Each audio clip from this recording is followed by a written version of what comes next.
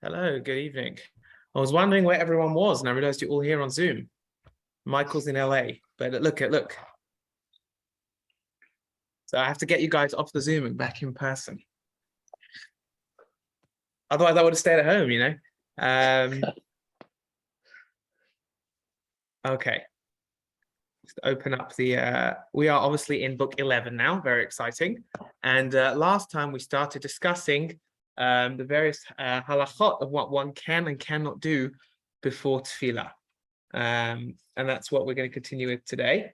Last time we spoke mainly about greeting people before tefillah. And we spoke about that really one certainly shouldn't say shalom, using the word shalom before tefillah, which was the psak of the Shulchan Aruch. And even one who not only, even if one were to say it in English or to say good morning or something, one couldn't do that if one deliberately went to say hello to somebody. That's where we ended off things last time. We're now on page 35. I'll just share screen. We also saw last time that various activities we discussed before tefillah. We spoke about, you know, people going up to a shower and the like. That would be, that's okay if it's a quick shower, whatever it is. And we saw the interesting opinions regarding whether one could use soap in addition. But even then, the consensus is that regular showering habits are good. Okay. And that takes us on to page 35, I believe, which is other things which we can do before tefillah. I believe that's what we're holding. Yep. Okay. Page 35. Okay. So, okay, the Mishnah Berurah writes here that there are certain activities which are allowed to be done before tefillah if they are l'tzorech mitzvah. If obviously the purpose of doing them is for a mitzvah purpose. So if we have a look here in source 26, the Mishnah Berurah says as follows: V'im regilin limkor b'boker hashkem. If somebody is typical, the minhag is that they sell food early for Shabbat, kodem hatefillah, before davening. V'lo yimtza liknot achar hatefillah. If you don't go to the shops before davening and you go afterwards, right? This is the classic Glicks dilemma, right? You want to avoid the queues at Glicks, and you don't know what's going to happen if you don't go to Glicks before davening. But you'll only have food if you can go. You may buy, and then go to tefillah afterwards. However, maybe we should recite Shema first, because it's already reached the time of Shema. This is not included. Going to get your challah from Glicks for Shabbos is not included in that which is forbidden to do before davening.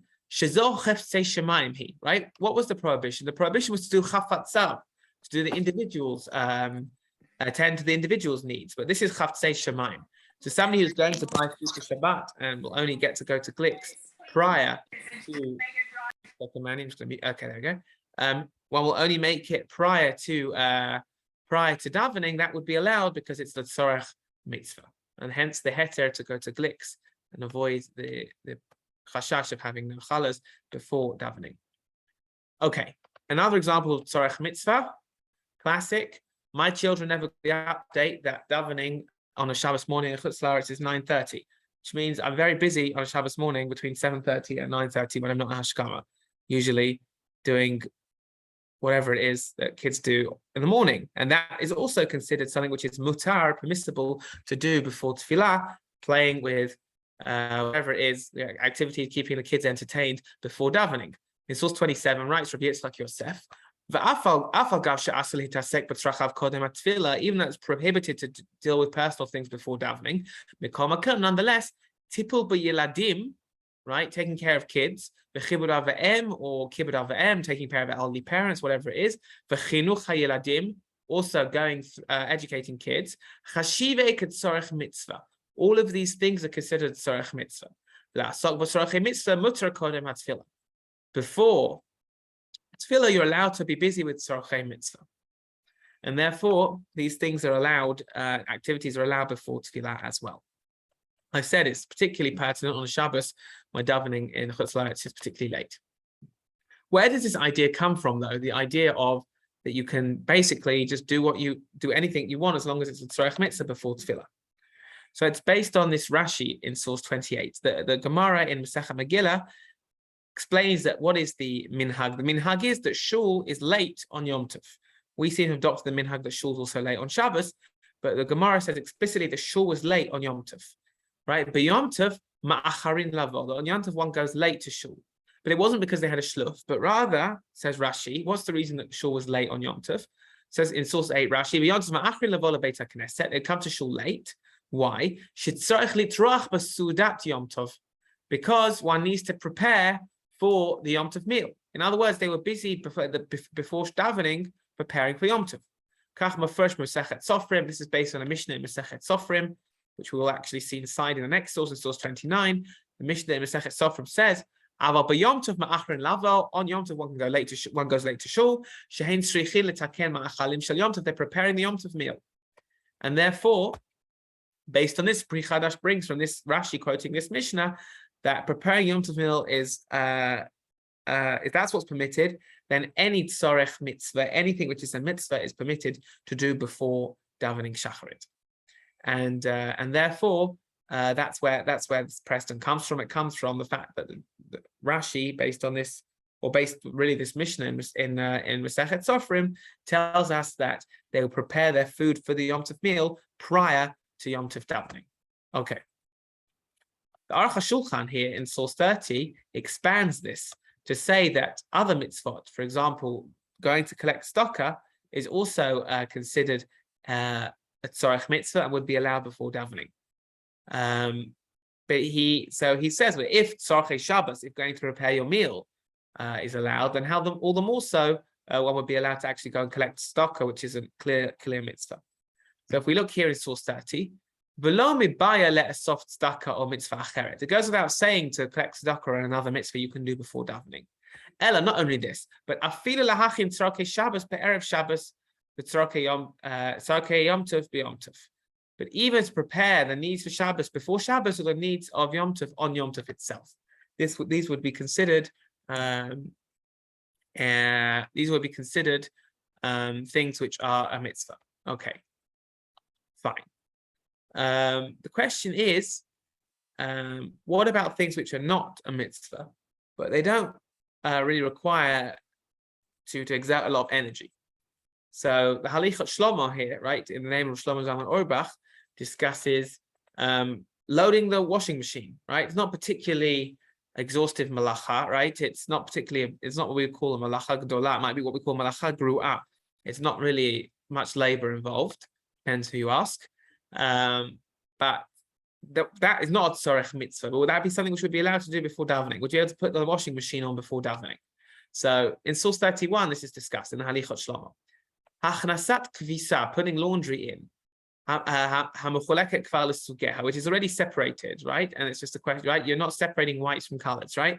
You're just putting on a laundry. To put it in the machine and to turn it on. And similarly, right? Taking out the rubbish. Right? Taking out the rubbish onto the street. And the like. These actions are allowed prior to davening. And similarly, it would seem you could also buy food for kids, right? On the way to shul, on the way to school before davening. It would similarly allow.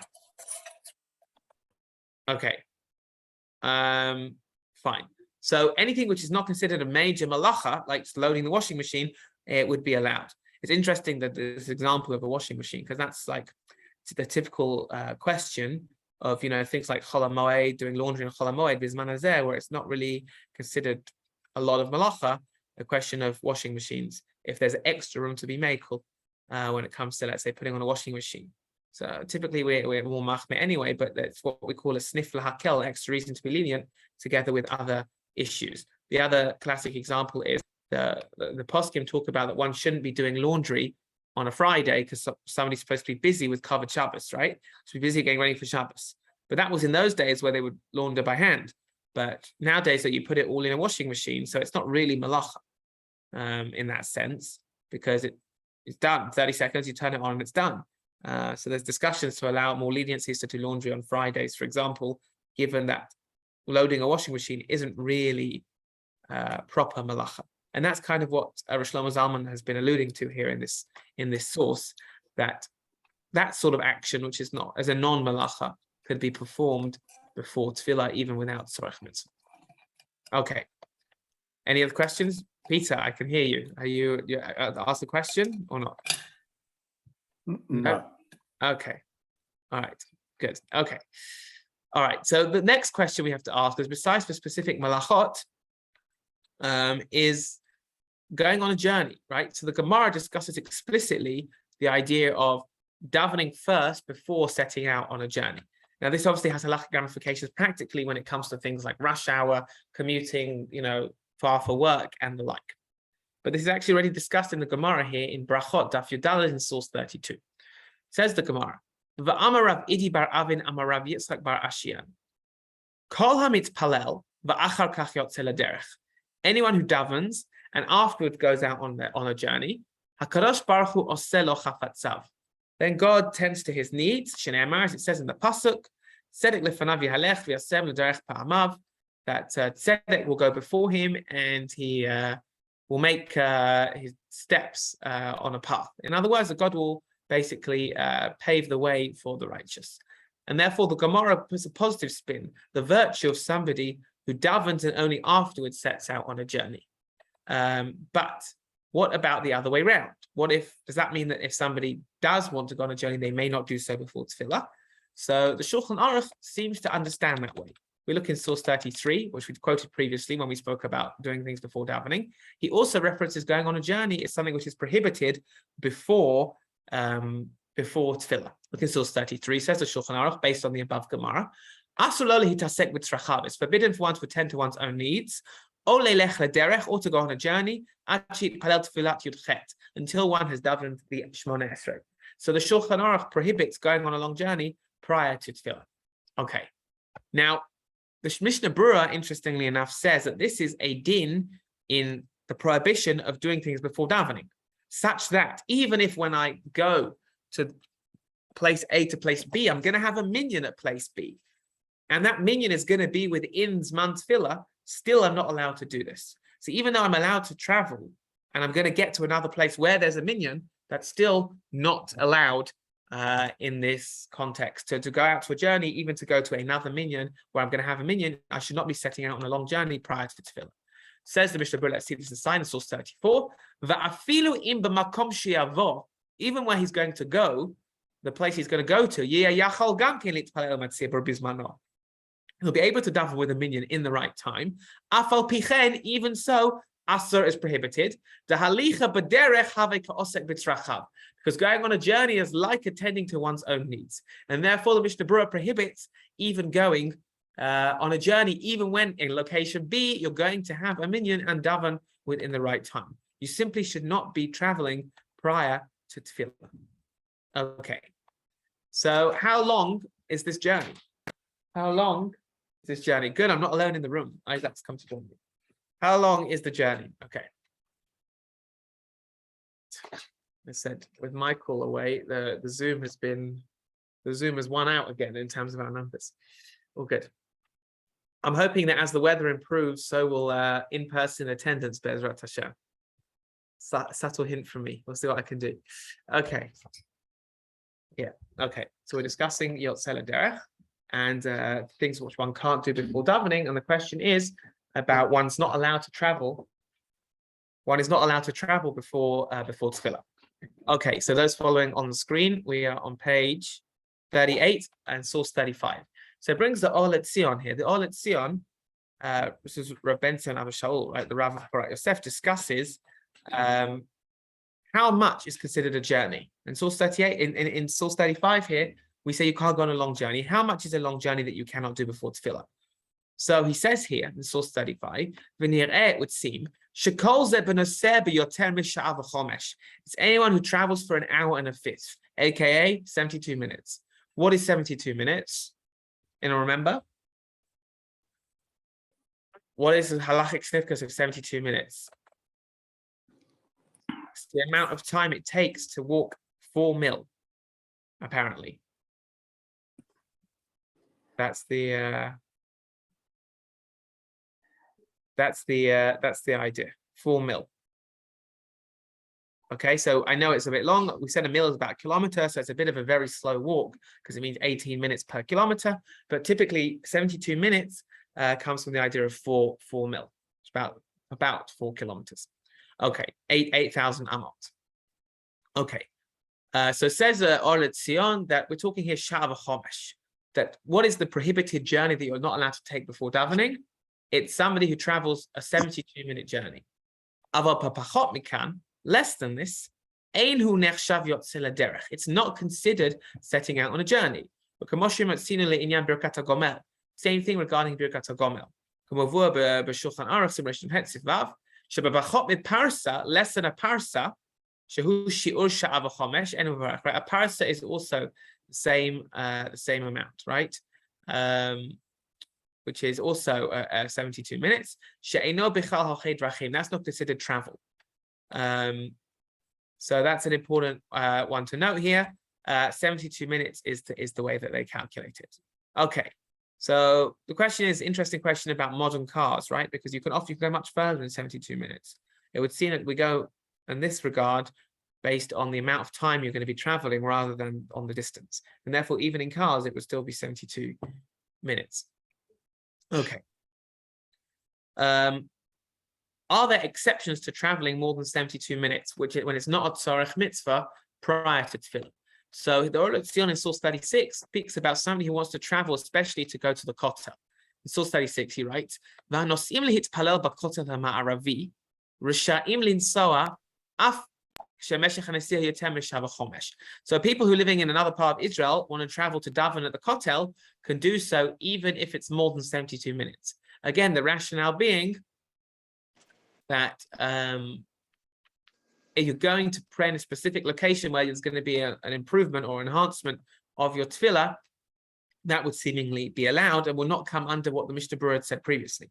Right? The Mishnah Berurah said last time, in the previous source, that the issue was just traveling from place A to place B, even if place B has a minyan. But if place B, there's a reason you're going to the minyan at place B, then that would be allowed, it would be seen. And then the kotel obviously would be a prime example of such a thing, where you're traveling there specifically for the obviously the enhancement of davening at the kotel. Okay. What about rush hour traffic?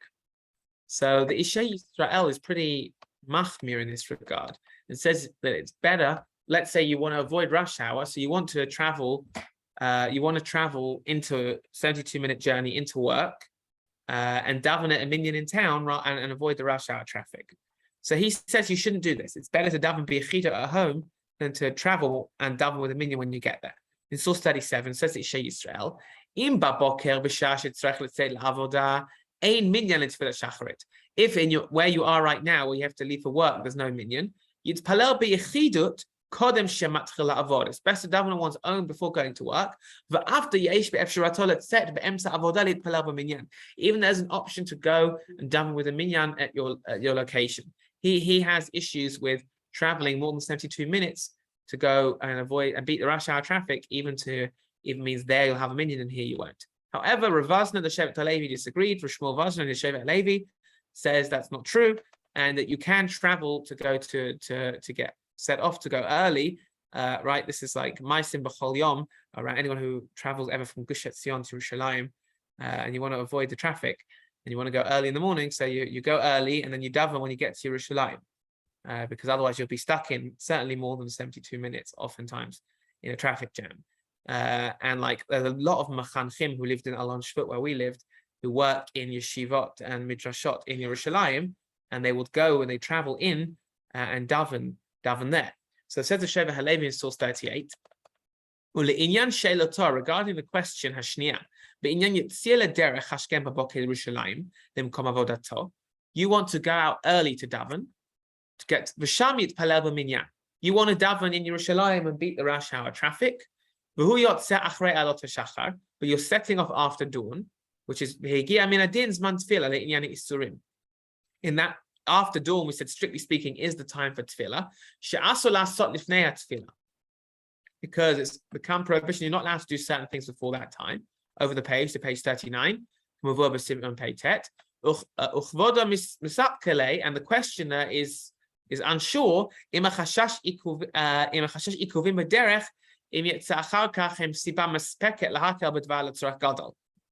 Is your concern that being stuck in rush hour traffic enough reason to go out early prior to davening? So says the Shevet Halevi, yes, it's okay on certain conditions. If you cast your minds back to last week, we saw the Trumat Hadeshen, who had said that you're not allowed to do activities before davening. That refers to all tefillah. However, the Ramah had said that in a case of need, that one can be lenient, right? The Ramah paskin against the Trumat Hadeshen said, as long as you've done what? As long as you've done Birchot HaShachar, as long as you've done your morning brachot, you can set out on a journey. That was what the Ramah had paskin last time. And therefore, says the Shevet Halevi, one who wants to rely on this Ramah can, you say brachot before you set out on the journey, and then you can go. So that's what he says here. He says, Ba'ani Uti, in my humble opinion, Hayot Mavur B'Ramah, since it's clear in the Ramah, the Yesh Makilim, that there are those who are lenient, La'achar Sha'amar Miktzat Brachot, Kodem Brachot Sha'amar, as long as you said some of the brachos before Brachot Sha'amar, Alpha Pishakav, even though the Ramah himself concludes, for Tov Lahachmir, it's good to be Machmir, Hainu B'Makom She'en Sorech. It's only good to be Machmir, not to do any journeys or activities before Tefillah in a place where there's no need to be lenient. Aval Afil B'Makom Tzorech, but even in the place of great need, Lo tzarech lo gadol kol kach efshel ismach al zeh. Even if it's not a great need, there's room to rely on this Ramah. Imken, if so, pshita, it's obvious. Shit palel b'minyan b'Yerushalayim la'acharei hanesia. Obviously, he should go to Yerushalayim, travel in the car to Yerushalayim, daven in the minyan there. V'lo kan b'yechida, not in his hometown, on his own. Acharei alot hashachar.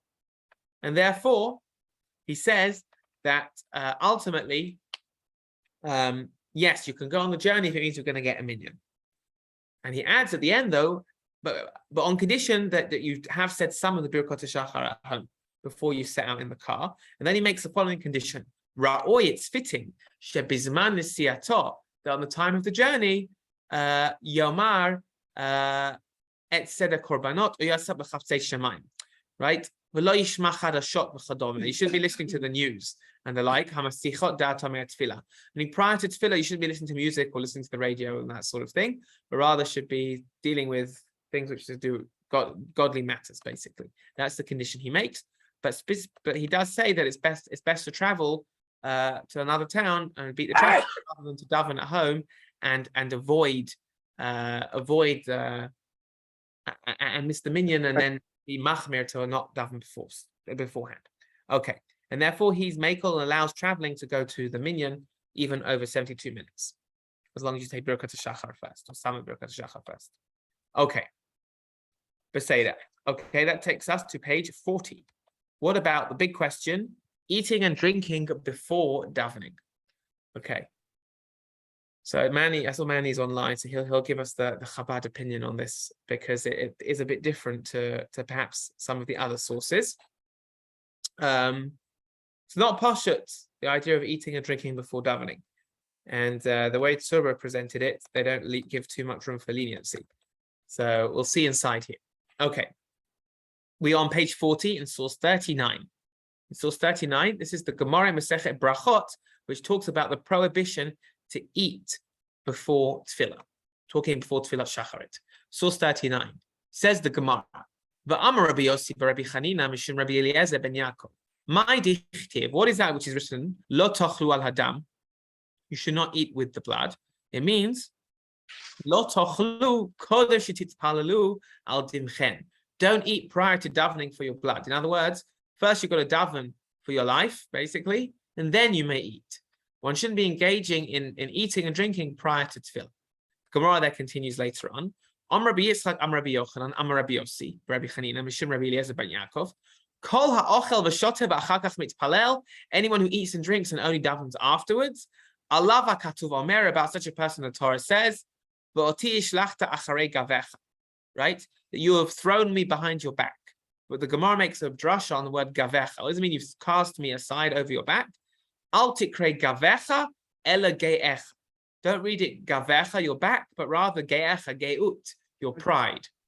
In other words, you've cast me aside due to your pride. You have basically indulged in food and drink before davening to me. Amar Kadosh Baruch Hu, God says, La'achar shenitga'eh zeh kibel elav malchut shamayim. That only after he's been busy with his own needs does he bother to daven to me. And therefore, the Gemara is quite critical about somebody who eats and drinks before Tfilat Shacharit. And the question is, well, what is the scope for leniency? When is it allowed? So the Rav Yah here discusses in source 40 that there are certain exceptions. The Rav Yah, again, doesn't give too much scope for leniency and says that prior to tefillah, one can drink water. And the question is, did he mean literally water, or did he mean anything which is not just water, but anything which is like similar to water and not like an intoxicating drink? So, okay, wait, I just saw Ronnie Figder posted here in the chat. The Rebbe, right, encouraged practice of eating and drinking a bit before tefillah if feeling hungry, stressing it's practically inevitable that a person's prayers will be better as a result. Right, correct. Okay, shakoyach. Okay, so we're going to see the scope, at least in these makorot, as to how far that goes. Okay, so all right, so let's see the Rav Yah inside. So he doesn't expand things much further. The Rav Yah lived in the 12th, 13th century. Look in source 40, says the Rav Yah. It's prohibited to eat before tefillah. It's also prohibited to drink. But it would seem to me, says the Rav Yah, to dafka intoxicating drinks. Because what was the drush of the pasuk from the Gemara and Brachot?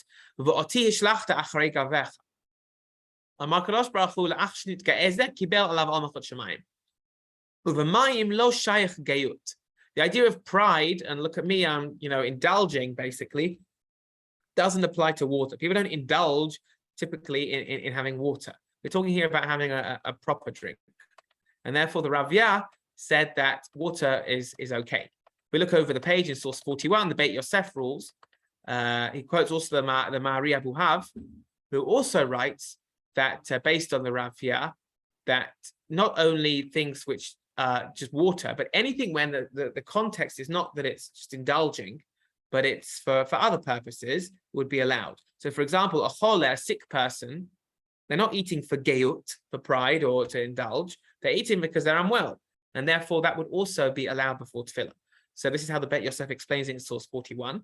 V'chatav Rabbeinu hagadol Ma'ari Abu Hav zal, d'ledat Aviha Ezri, that's the Rav Yah's sefer, which we just read. Mutar le'echol v'lishtot. So according to the Rav Yah, it's permitted to eat and drink, ochlin umashkin, food and drink, l'refuah, for health reasons, kodem she'it palel, before tefillah. T'kivan de l'refuah hu da'achal v'shati lahu lekem u'shem gava. In other words, the Rav Yah has said that you follow the logic. The logic is because of gaiva. There's no gaiva when it comes to if you're eating for medicinal purposes, and therefore that would be allowed as well. And both of these two cases, A, drinking water, and B, food for health reasons, that he passes this way in the Shulchan Aruch in source 42, in Archaim Peites. You're not allowed to eat or drink. One is allowed to drink water before tefillah. And the same thing is true that you can eat and drink for health purposes. Mutter, that would be allowed. By the way, I will just add here that when he says aval mayim mutter lishtot ben b'chol ben b'Shabbos, you're allowed to have water before davening, whether the weekday or Shabbos. He means dafka before tefillah, because on Shabbos morning, once you've davened, certainly once you've davened Shmoneh Esrei, your chiyuv for kiddush has kicked in, and once your chiyuv for kiddush has kicked in, then you're not allowed to drink anything, even water. So once one is obligated in kiddush, one shouldn't be having water either, which is an important point to make. So a regular person who's not unwell, who is okay, can have water prior to tefillah, But once tefillah's kicked in, they shouldn't even be having water until because the cholva of kiddush is kicked in with tefillat shacharit, and therefore they shouldn't even drink water until they've made kiddush. Okay, but before tefillah, it's fine. All right. So the Aruch HaShulchan expands this heter of the Rav Yah and the Beit Yosef in source 43, eating and drinking foods for medicinal purposes. It doesn't just mean somebody who's unwell, but it means that anyone who's, even if you're not mugdar, you're not halachically defined as a choleh, as a sick person, but the reason you're eating is because to prevent sickness or the like, then that would also be allowed. Or somebody who's a bit under the weather, but not halachically defined as a choleh, that would similarly be allowed. Again, because the logic of the Rav Yah was that the Gemara had said it's because of geyut, because of gaiva. And somebody who's eating because they're trying to prevent illness, that's not gaiva, right? That's just eating to make sure they're well. So this is how the Aruch HaShulchan rules in source 43, based on the Beit Yosef we saw. V'chatav Rabbeinu Beit Yosef, de'ochlim mashkin l'refuah mutar. So the Rav Yosef Karo ruled that you're allowed to do it for health reasons. Says the Aruch HaShulchan, ve'ein kavanato b'chole gamru. It doesn't mean you have to be mamash sick, a chole. The milta de pshita hi, afilu ein bo sakana. Even if you're not a chole she'ein bo sakana, right? Ella ha'kavana, rather it means de lokech l'refuah. Just for health reasons. Who ain't a chole, ella kaderech bale mechushim. You've got some ailment. Or afilu ein lo mechush klal. Even if you haven't got some sort of sickness, ella kadei lachazek atzmo. Somebody who's weak and wants to be machazek, strengthen themselves. Kamobi meha aviv shelokchim refuot lachazek haguf v'hagidim. He's talking here basically about sort of vitamins, basically, or that sort of thing, some sort of medicinal thing that you want to strengthen the body. V'im yesh berefuot ha'elu afilu minei achila v'shtia, and if that medicinal track requires some sort of food and drink, kamurim, proper food and drink, mutter, that would be allowed, says the Aruch HaShulchan. To kivan she'ol says el refuah ein bezeh mishum gaiva. Since you're doing it for medicinal purposes, there's no concern of gaiva, which was the Gemara's whole concern. V'afilu yochol la'asota achar tefillah mutar. And even if you could have taken these medicines or this food after davening, you can still do it beforehand. And therefore, somebody's got a weak heart, is able to eat before davening because it's for health reasons. It is not for gaiva or for indulging oneself, and therefore that would be allowed. Okay. Okay, the Seder. Okay. Peter, I'm presuming your comment was a response to Ronnie, not to me. Ronnie's nodding. Okay. Yes. All yes, right. Indeed. It was a slightly. I know. I will move on in the interest of peace. Okay. In fact, it says that in the Chabad website. It actually says because Chabad typically learns before davening, davening will be late, and therefore it's more reason to eat. Oh. So is that the reason though? Is it a siva or a siman basically? That's the question. All right.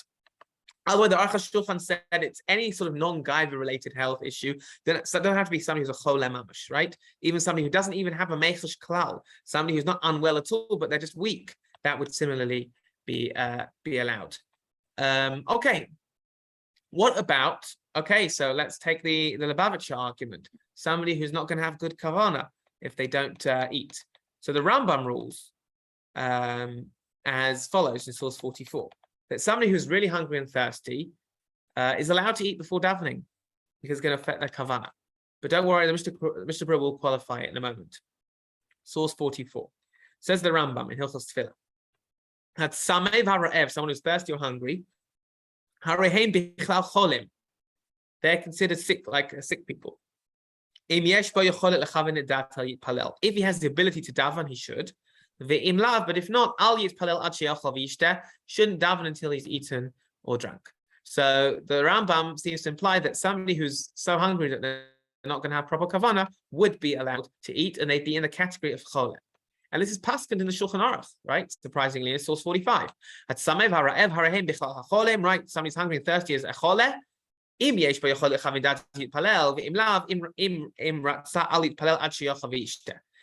kavana, daven. But if not, he adds two words that the Rambam didn't have. Notice that? Imratsa. If he wants, he can choose to not daven and first eat and drink. In other words, this might seem a bit different to what Ronnie brought in the chat. That the Chabad would say that you have to, right? But the Shulchan Aruch says even somebody who's really hungry that they have to eat and drink. Shulchan Aruch has these two words, imratza.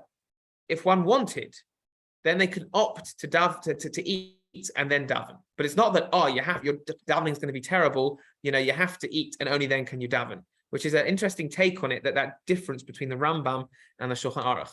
Again, why spot the difference is always very good when you see how the Shulchan Aruch brings down the various Rishonim.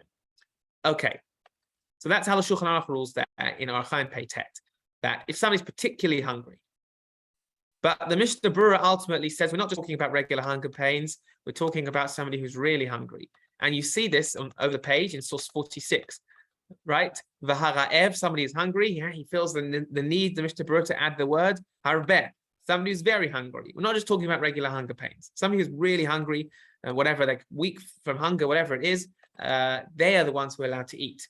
And it doesn't get much better. When we said that the Raviyah permitted drinking water prior to tefillah, the Mishnah Berurah is very reluctant to extend this really to tea and coffee. In fact, he says you can have your coffee, but no milk, no sugar, because he really wants to say water and water alone, basically. Look in source 47. It says the Mishnah Berurah. See if you can spot the words.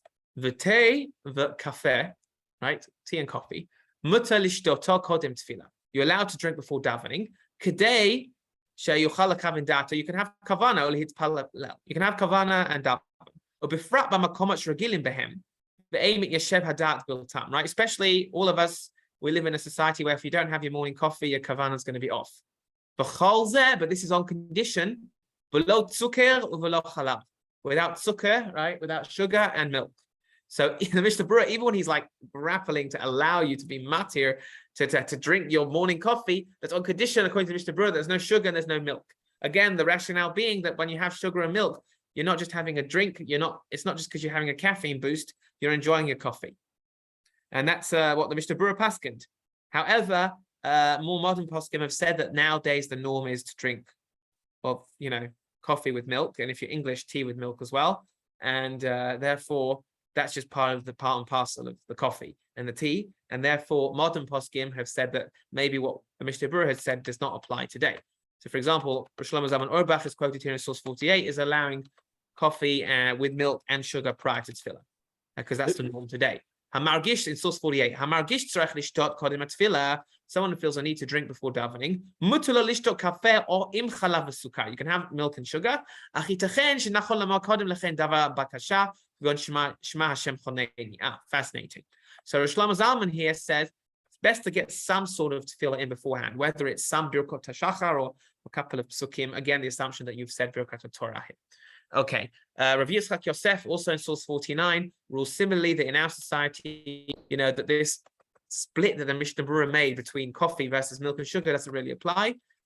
He says in the Yalkut Yosef, in source 49, Mutar lishtot kafeh or teh gam im sukar kodem tefillah. You can have tea and coffee with sugar and milk. Right? Oh, he says sugar there, right? It doesn't say milk. Okay. Befrat sakarin she'eno mazin. Fascinating, right? Without getting into health machlokot here, he allows you to have saccharin, right? Sweeteners. She'eno mazin ve'ein bo mishum gai v'klal. Because if you're having that, you're having saccharin, it's 0 calories, right? So if you're having 0 calories, that can't be an issue of gava. Interesting claim. If it's 0 calories, then what's the concern? Okay, interesting. Even on Shabbos, as we said prior to Shacharit, because the obligation of Kiddush does not yet apply. Now, the reason, again, that Rav Yitzchak Yosef adds this phrase is because, as I said, once you've davened Shacharit on Shabbat, you're obligated in Kiddush, and then you're not even allowed to have water until you've heard Kiddush. Okay. They need to. One sec. One sec. Was that a question? No. No. Okay. Lamed Zayin. Okay. Rabim me'achronim mekilim lishtot kafeh hamazugi ma'at chalav. So he definitely allowed sugar, and he says many will allow coffee with milk. To have a glass of milk, that's the problem. But we're moving away now from Orach Chaim into Yoredea, talking about bottle barov, right? That you've got a little bit of milk, but it's water basically with coffee and a bit of milk. That's okay. But yesh cholkim machmirin b'zeh. When you resh yesh lahakal b'zeh la'adam chalash.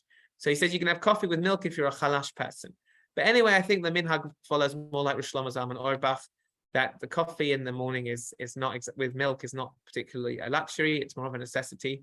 And as my 4-year-old and 2-year-old have helped me realize. So he says here, nonetheless, nonetheless, so if you're going to do this, easy way out, make Birkat HaShachar, make Birkat HaTorah first, Upash Akeda, Korbanot, right? Yeah, we're supposed to say those. Psat say that Korbanot, Va'az yishteh kafeh b'zigat chalav, and then you're good. But as we saw, Shlomo Zalman Auerbach said it's okay. I would just add this, despite this last piece that he said about good to have say Birkat HaShachar first, there is, in my opinion, an exception to the rule. And that is on Shabbos, for a woman who doesn't typically always daven shacharit every day and only, let's say, only davens mincha, for example. Because we said on Shabbos that you only have the chova for kiddush kicks in once you've davened. But let's say a woman, her practice is to only daven once a day, and she only davens once a day, let's say. So then, once she said Birkat HaShachar, that might be her morning tefillah, in which case she's now obligated in kiddush, somebody who doesn't typically always daven shacharit. And therefore, the minute she said Birkat HaTorah, then and Birkat HaShachar, then her chova, her obligation for kiddush, is kicked in, because nashim chayvot b'kiddush, right? Women are obligated in kiddush, and therefore she shouldn't drink anything. So for a woman who doesn't typically daven shacharit every day, doesn't daven shacharit, or on Shabbos, let's say, doesn't daven shacharit, whatever her practice is, got kids, whatever it is, it might be better if she drinks coffee before saying Birkat HaTorah on a Shabbos, because of once she said Birkat HaTorah and Birkat HaShachar, that's like her shacharit. That's what she's done, and then she's obligated in kiddush. So it's just like an interesting way to think about it. The dafka for women, you might want to not. For those who don't daven shacharit every day, you might want to drink your coffee before Birkat HaTorah and Birkat HaShachar, and rely on Rosh Shlomo Zalman rather than break the prohibition of drinking once the obligation of kiddush has kicked in. That's just a side point which might be worth mentioning at this juncture. Okay. Anyway, so the Mama Mordechai Eliyahu here in source 50 says that even though we allow coffee's the norm, we're not allowing tea and coffee parties, right? The idea is drinking for necessity, but you shouldn't be going to a friend's house for a coffee prior to tefillah. Oh, I lost that. Okay, there we go. Okay, prior to tefillah. In source 50 says the Mama Mordechai, someone cannot have kavan and tefillah without drinking coffee or tea. Dina kochole. So he even goes further than Rav Yitzchak Yosef and says it's like a chole, right? Right? Misha lo ra'a, Misha od lo shatata kafeshelo lo ra'a kilu choli beyamav. If you've never seen anybody who's like needs that morning coffee and how they don't function beforehand, like it's not a good state. And therefore, dina kochole shemutar lo lishtot lifnei tefillah. So somebody who relies on coffee, they're allowed to do that. They're like a chole in that regard. But yachol lishtoto im sukkar, with sugar. But again, it's not the time for a social meeting prior to tefillah. Okay. So we've seen coffee with, without milk, with, without sugar, etc. What is the social norm? We spoke about a chole. What is there besides for the source that Ronnie brought in the chat? In Chabad.org aside, is there any heter for eating actual food for somebody who's not unwell prior to tefillah? So the Bir Halacha talks about, firstly, that just to show you how much the Mishnah Berurah was strong in this, that what if you can't wait till 9:30 shacharit on a Shabbos morning, and you can daven at home shacharit on your own and eat and then go for musaf? Is that better? Bir Halacha says yes, because he was so militant about this, not to eat before tefillah. It's best to daven b'yichidus and then go and then eat rather than eat before minyan. Look in source 51. That's how the Bir Halacha says. So he was very strong about this. Katva achronim the ish chalash she'enu yachol hamid al nafsho Somebody cannot wait till the time davening in shul finishes, right? Tov yoter lehatir lo sheyipalel la'atzmo bebeit haboker. Better to daven on one's own in the morning, v'yochol ma'at, and eat a little bit prior to tefillah. I mean, post tefillah, sorry, after tefillah. Daven on your own and then eat. And then go to shul afterwards to hear Kaddish, right? And Kedusha. It's better to daven on your own and then eat at home and then go and hear all the Devarim Kedusha at shul. That's better than to eat before davening. So the Mishnah Berurah, in contrast to the Lubavitcher Rebbe, was very clear in terms of it's better to daven v'chidut, basically, and then to go hear the things afterwards than to eat at home and make minyan.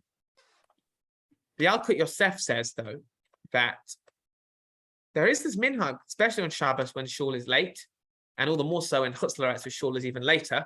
Late shul in Israel is 8 o'clock, 8:30, if you're lucky. But 9:30 is unheard of in Israel. And the minhag is, though, still people do eat a little bit before tefillah. So the Yalkut Yosef, Rabbi Yitzchak Yosef discusses this in 52, that there is this common practice, especially on Shabbos, to eat a little before davening. He says, Kayob, nowadays, matzoi, it's common, sherabim v'tovim, many good people, ta'amim minei ma'afeh kodem tefillah. Everyone has from, the ma'afiyah in Israel, everyone has some baked goods before that, right? Ma'afeh ne'eman, or whatever your particular brand of Israeli baked good, right? Everyone, was it not the marzipan in the old city, right? Everyone has, you've got daughters, you've got a daughter in Harova, right? I'm sure, right? So everyone knows, everyone has these little, pre-tefillah snacks, right? Many good people do this, right? Especially b'Shabbatot v'Yomim Tovim shebehem tefillah mit'arechet kama sha'ot. Especially davening, it can be long, right? Even post Mizrahi reforms where davening finishes at 11:30, it's still a long time, to wait. Therefore, yesh lelamed alehem zchut shehem begeder ra'ev. Maybe you could say about such a person, you can be melamed zchut, that they're considered the halachic category that the Rambam brought before of ra'ev, that they're hungry. V'nifsak, and the psak is sheha ra'ev hariu k'choleh. Somebody who's really hungry is like a choleh, kedivrei harambam, right? Like we saw in the previous couple of pages in the Rambam. So he says maybe they're kara'ev if you have a little bit. But even then, he only allows a small amount. Typically, they allow less than a kazait. And he goes further, and he doesn't really allow more than that. Even then, he says lamed zchut. Limud zchut means, you can say they have what to rely on. But more than that, not so much. He's very generous, though. In the next source, he says, you know what? If you really want chazanim for Yom Noraim, good to know. You can have your raw egg before tefillah, to warm up your voice. So that's okay. Because again, presumably it's not because of gaiva. I would have other issues that it might not even be called achila, but that's for a separate shiur. But that's what he allows. But he doesn't allow too much.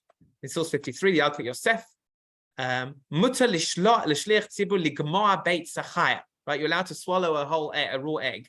Kodem tefillat shachrit shel Yom Shabbat, right? The practice of chazanim. Kadesh l'tzachtzech et kolot, to polish the voice. Sheyet salul, it'll be nice and clear. Kiven she'ein derech rov ha'olam ligmoa tochaya. This is not the normal way of eating. Ve'ein aleha torat ochel. There you go. It's not called echila kol kach so much. But lo shach b'zeh gaiva. Certainly not gaiva. I might even say some stronger lashon, that's mice, whatever, shtut.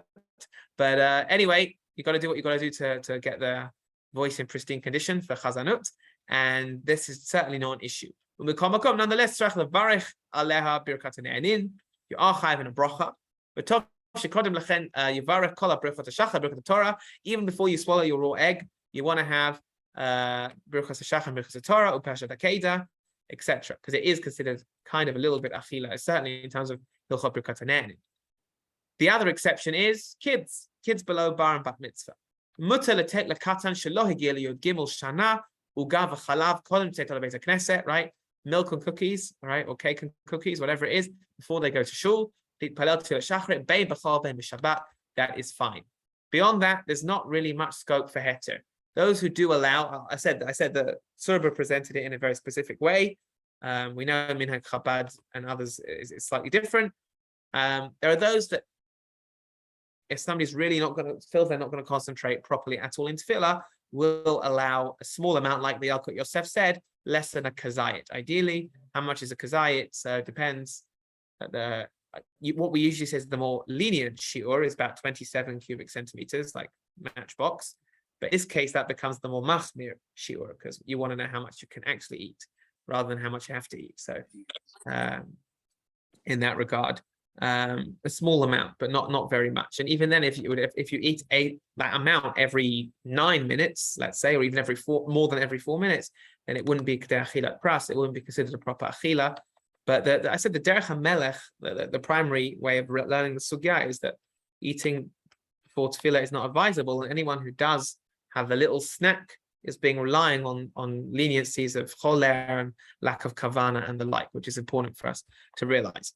Okay, what about achila and shtia before zman tefillah? So prior to alot hashachar, there's no obligation in tefillah, right? So then it should be allowed, and that's what the Shulchan Aruch seems to rule. However, once the time for dawn comes, alot hashachar comes, you have to stop. So he says here in source 54 in the Shulchan Aruch, and also in Siman Pei Tet, source 54, right? If you started before dawn, and then it reaches dawn, you've got to stop eating. Some say you don't need to stop as long as you started prior to dawn. Typically, we know the rule is in which case we say that you have to stop. And that is how the Mishnah Berurah rules in source 55, that we follow the first opinion. Katvu Acharonim, the Acharonim write, says the Mishnah Berurah, Sheha'ika Kasva Rishona, we follow the first approach, that once dawn, even if you started before dawn, once dawn arrives, you have to stop eating. Ve'im Beirech Birkat HaMazon v'osik b'shtia tzarich lahafsik l'divrei kol. If you certainly, if you're just drinking, you'd have to stop. Everyone would agree. But really, once it reaches dawn, you should stop. The Mishnah Berurah himself goes further and says that lechatchila, one should not even start a meal half an hour before dawn. Source 56. Those things which a person does extra early, right? You're in a profession which has you up very early, before dawn. The half an hour before alot hashachar, before dawn, you shouldn't be eating, just like the half an hour before mincha. Then you've got to recite brachot first. So if you wake up extra early in the morning, having slept that night, then you can say brachos, even though it's before alot hashachar, in order to be allowed to eat prior to alot. Otherwise, you should not be eating in the half an hour prior to alot hashachar. The Zohar talks about, this idea that when you wake up in the morning, that you don't, you're not supposed to eat at all once you've slept, based on Kabbalistic reasons, unless you had intention to do so, right? It almost reminds us of a fast day, right? That that on a fast starts at alot hashachar, so when you go to bed, that you have to have a t'nai when you go to sleep, that you're going to have your coffee in the morning before the fast comes in. You're supposed to do that. So the Zohar says all year round you're supposed to do that, not just on fast days. But the Yalkut Yosef says that it's less of an issue, and to eat, strictly speaking, to eat prior to alot hashachar is okay. Again, perhaps there's this exception of the half an hour beforehand. Okay. So let's see inside in verse 57. The only prohibition is once the time for tefillah has come. But before dawn, even if you've been asleep all night, you're allowed to eat. However, but that's according to Pshat. And we said that the Zohar was machmir. The Zohar has this idea that somebody who slept the whole night is not allowed to engage in the activities of this world, even though it's technically before dawn, until you've done. But typically we do not rule that way. And therefore we follow that one can eat prior to Amut HaShachar. In the last couple of minutes, let's just look at this last little category here. What about tefillah when it comes to tefillah for women? So again, the assumption is that assuming that women perhaps are chayav in shacharit, then do they have the same prohibitions of eating and engaging in malachot and things before davening? So the Halichot Bat Yisrael here in source 58 seems to assume that they do. that they also, similarly, like men, cannot eat or do other activities which are unnecessary before tefillah. In 58, Gamal hanashim v'abanot asura ha'achila ha'shtiya lefnei tefillah shachrit. For women as well, this applies. Ela im ken hinan begeder chalushot or cholot, unless they have the same exceptions that we learned by men of they're weak or they're unwell, in which case they're allowed to have something before. However, there are those that disagree, and then some say that they can do a little bit of tefillah and then eat. We won't read it inside, but you're welcome to look in source 59, the Rig Shelev, right, Rav Nissel and others who bring in the names of the poskim that as long as the women do some part of davening, then they can eat. Again, because it's questionable regarding the amount that women actually are chayav in tefillat shachrit in the first place, which is the subject of a separate shiur. But just to look up here in source 59, again, Halicha Bat Yisrael brings that when it comes to davening, girls who are going to school and the like, and they're not going to have kavanah, then there's more reason to be lenient for young girls, perhaps more so than young boys. In source 59, Kach Katav Li Hagar Shlomo Zalman Auerbach writes the Garshash of Shlomo Zalman Auerbach, Le'inyan Banot Seminarim, right? Girls in seminar. Seminar is like in the seminarium is like the high schools and also like midrashot, right? Seminaries, right? And the like. Haratzot le'achol b'veitan. Kodem halichatol le'beit hasefer. Those who want to eat at home before they go to school to daven. So just the Mishnah Berurah we said is machmir v'shachrit and mincha.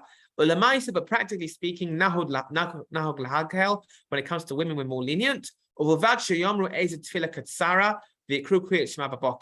condition they should daven some small tefillah at home. This is due to chinuch. Strictly speaking, obviously women are exempt from kriyat shema, but nonetheless they should do some bit of tefillah and say some of shema before they eat breakfast at home. Okay, that we'll leave the machshava section, but that takes us basically to the end of the first perek on activities which we may not do prior to tefillah. We will end there, and Bezrat Hashem, Tzmidim Kasidram next week. And those who want to just quickly grab the link, look at the Chabad position on eating for tefillah is in the chat now. To have a look on Chabad. Shakoach. And all of you should know that in conjunction with Rav Johnny and Dr. Michael Kaufman, a whole series of shiurim will be given by Rabbi Alan Kimchi, who'll be here from next week. Bezrat Hashem. Shkoach. Shakoach, Erev Tov. Erev Tov. Bye.